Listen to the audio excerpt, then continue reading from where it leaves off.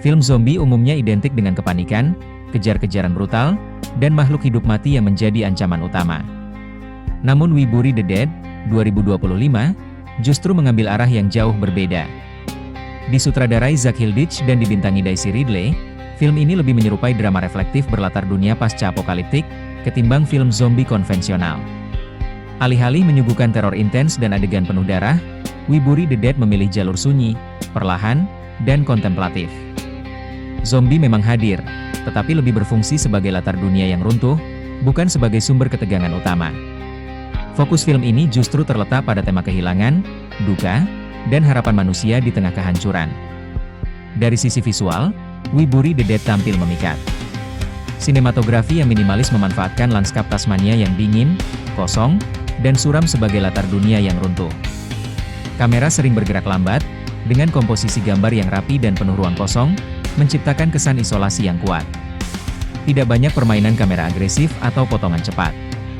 Justru kesunyian visual inilah yang menjadi kekuatan film ini.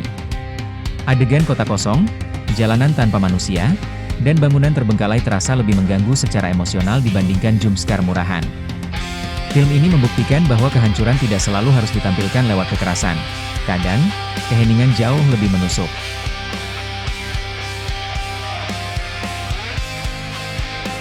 Kekuatan utama We Bury the Dead terletak pada pendalaman karakter, terutama tokoh Ava yang diperankan oleh Daisy Ridley. Ava adalah seorang perempuan yang kehilangan suaminya setelah sebuah eksperimen militer berujung bencana massal. Perjalanan Ava bukan sekadar upaya bertahan hidup, melainkan pencarian emosional untuk menemukan kepastian, apakah orang yang ia cintai masih hidup, atau telah menjadi bagian dari kematian massal tersebut. Ridley tampil dengan akting minimalis namun emosional. Lewat ekspresi wajah, bahasa tubuh, dan momen-momen hening, ia berhasil menghadirkan karakter yang rapuh dan manusiawi.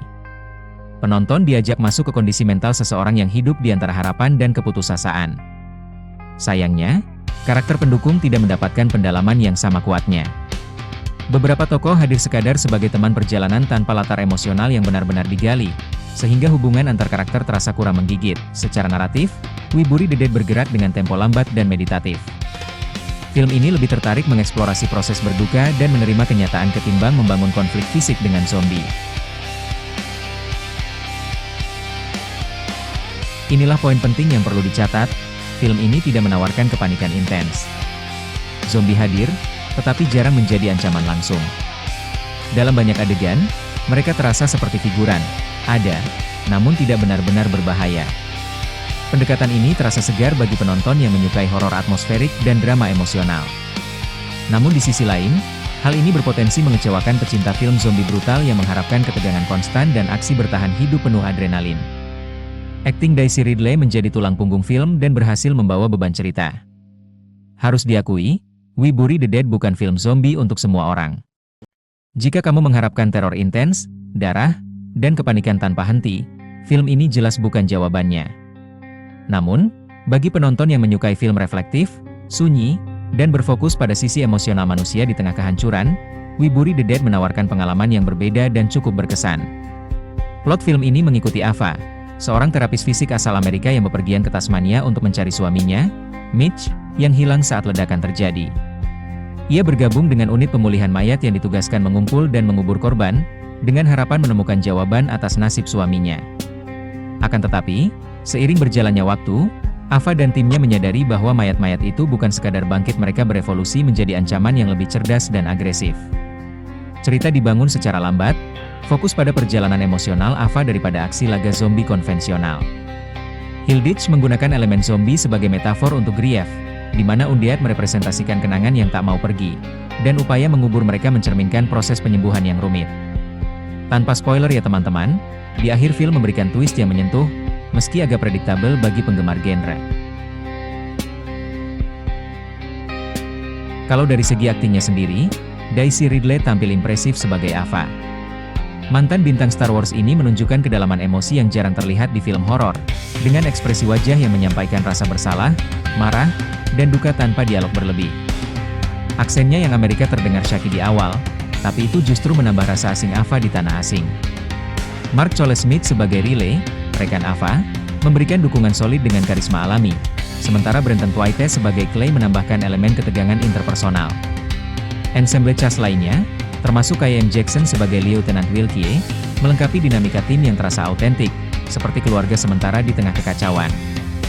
Sutradara Zach Hilditch berhasil membedakan film ini dari zombie movie standar seperti The Walking Dead atau 28 Days Later. Alih-alih fokus pada gore berlebih, ia memilih pendekatan kontemplatif dan mournful. Sinematografi oleh Eren S1MCH Pronunciation Liski menangkap keindahan suram Tasmania, abu tebal menyelimuti lanskap, menciptakan atmosfer klaustrofobik yang mirip The Road Cormac McCarthy.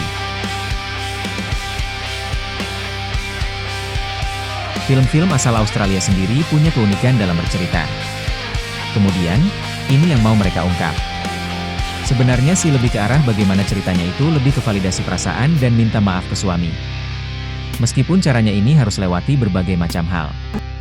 Sebenarnya sih lebih ke kayak mencoba buat cerita yang berbeda dengan yang lain. Misalkan, ini bukan berburu zombie tapi lebih ingin tahu, kalau sosok ini masih hidup atau sudah meninggal.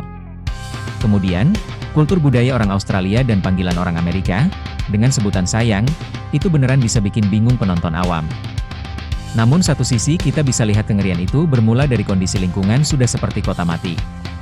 Kemudian mereka bangkit, tapi tidak menyerang dan masih banyak lagi. Inilah strong point dari film We Bury the Dead. Kemampuannya menceritakan dengan dialek Australia sangat kental, mungkin akan terdengar kurang nyaman di kuping kita. Namun, itu semua masih bisa terdengar nyaman loh. Meskipun beberapa kosakata akan terasa bingung, karena pelafalan mereka beneran jauh banget. Tapi jarang sekali kan film dengan cerita yang lebih menitik beratkan drama thriller horor dalam satu film. Itulah yang terjadi di We Bury the Dead.